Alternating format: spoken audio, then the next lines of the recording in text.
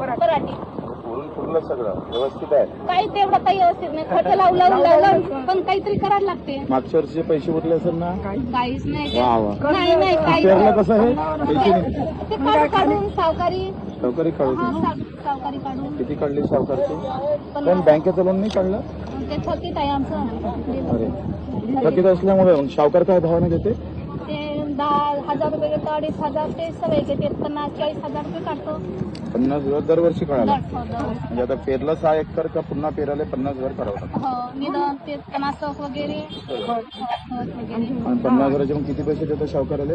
12.5. किती महिन्यासाठी? 12 महिन्यासाठी. 12 महिने. पण 50,000 घेतले 12.5 वरते. 12.5 वरते हो दिवाळी झाली तर घेऊन घेते ते. घेऊन दिवाळीच्या नंतर मग ते डबल होऊन जाईल. असं का? 6 महिन्याचे 12,000. हो 50,000 आले. हो 50,000. आणि लिहून काय घेते मग?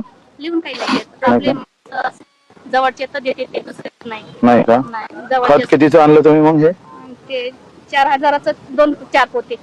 4,000चे एक पुढे 1,000. हे एका एकराला किती लागलं आता?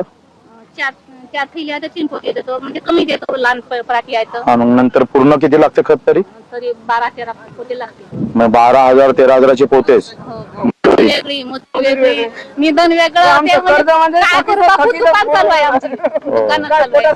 म्हणजे पेरावं लागते म्हणून पेरताय? हा, दुकान सगळे चालू आहे. पेरताय म्हणून आपण पेरतोय. ठीक आहे. तुमच्या भेटासाठी आम्ही थांबलोय. बरं आहे, तुम्ही जवळ काम करताय. मग माणसाने आले कुठं? तुम्हाला